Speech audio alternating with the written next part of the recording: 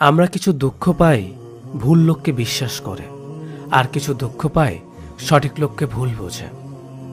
একটা বিশ্বস্ত সম্পর্কে কত শতবার বিচ্ছেদ হয়, তবুও কেউ কাউকে ছেড়ে যায় না। বিবেকহীন মানুষ তাদের সবথেকে নিকৃষ্টতম আচরণগুলো কখনো ভেবে দেখে না।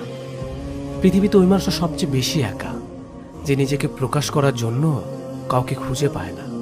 চিৎকার করে কান্না করলে মন হালকা হয়, কিন্তু নীরবে কাঁদার চেয়ে বড় কষ্ট বোধ হয় পৃথিবীতে আর দ্বিতীয়টি নেই।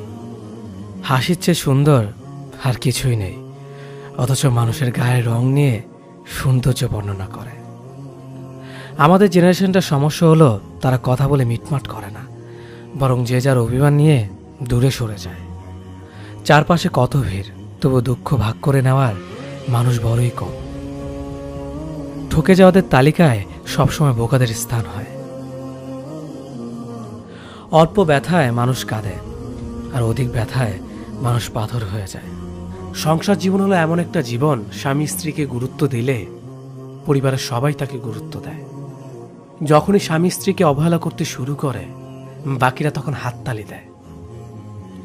মানুষ কঠিন আঘাতে প্রিয়জনকে কখনো অভিশাপ দেয় না, বরং গভীর ভালোবাসায় নিশ্চুপ হয়ে যায়। মন পরিষ্কার রাখুন, কারণ শেষ হিসেবটা অর্থের নয়, কর্মের হবে। যে কোনো সম্পর্ক একটু মায়াবী অনুভব থাকা খুব দরকার। পৃথিবীতে চিরকাল কেউ বেঁচে থাকে না, তবে মায়া মমতা থাকলে মৃত্যুর পরও মায়াবী সম্পর্কের টান খানিকটা হলেও মানুষকে মুহূর্তগুলো অনুভব করায়। হাতে হাত রাখা সহজ, কিন্তু সারা জীবন বইতে পারাটা কঠিন।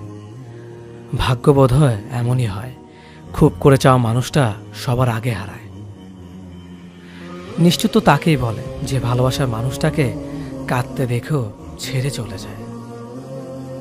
সব ব্যথা গায়ে লাগে না, কিছু ব্যথা হৃদয়েও লাগে।